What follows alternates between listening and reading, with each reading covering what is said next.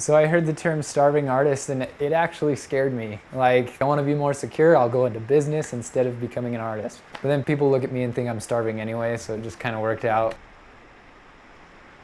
Say bye-bye, Dad, I love you. Bye-bye. Okay, let's read our book.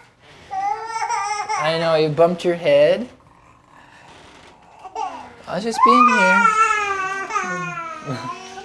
Bye-bye.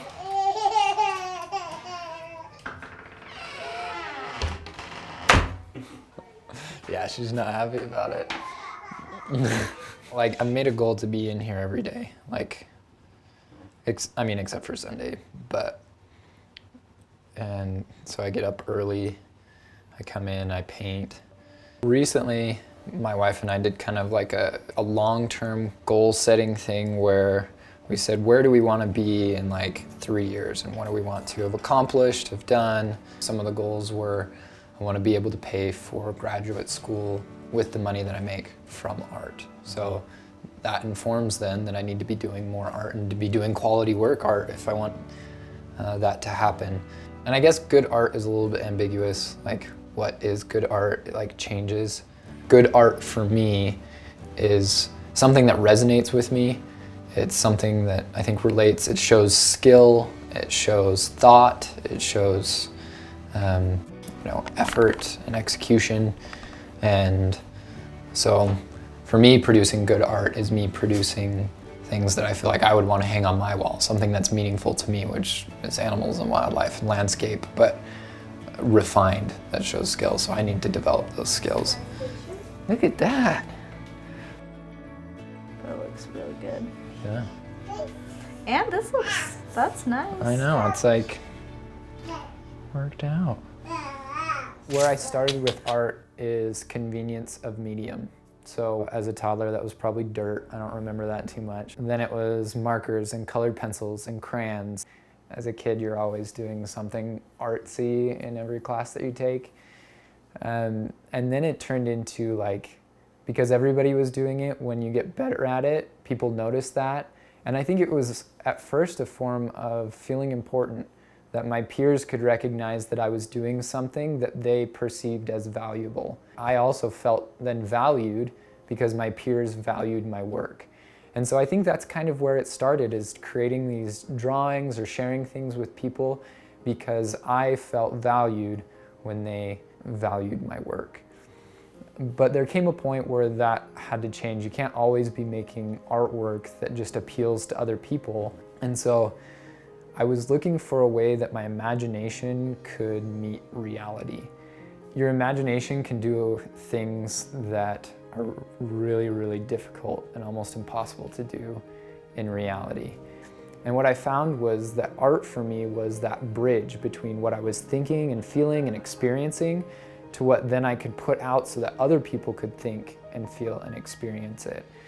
And so it was really just looking for, okay, this isn't just what I'm going to be drawing on a piece of paper. How does what I'm drawing bridge the gap between my imagination and reality?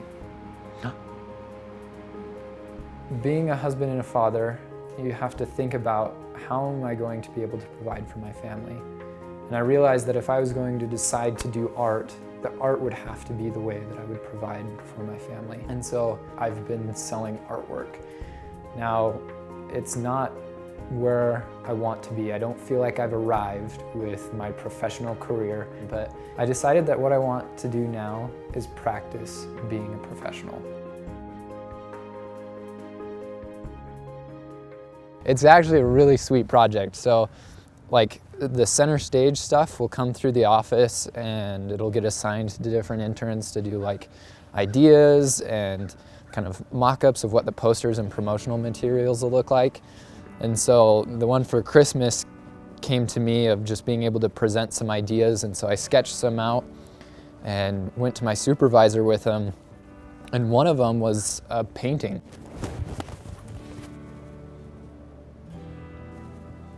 This dress was more orange, and I actually sanded off part of the painting to make it more white.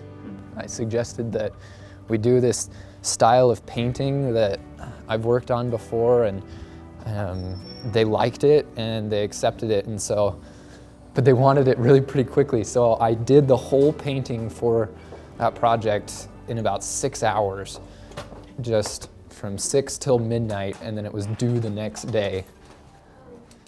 That was pretty intense. But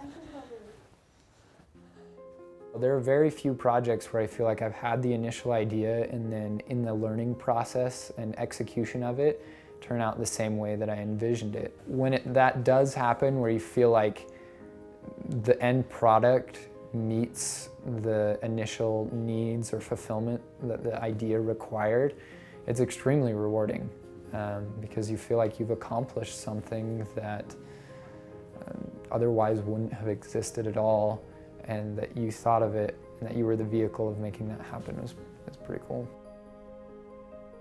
One of my favorite quotes is, "A mind stretched by a new idea never retains its original dimensions."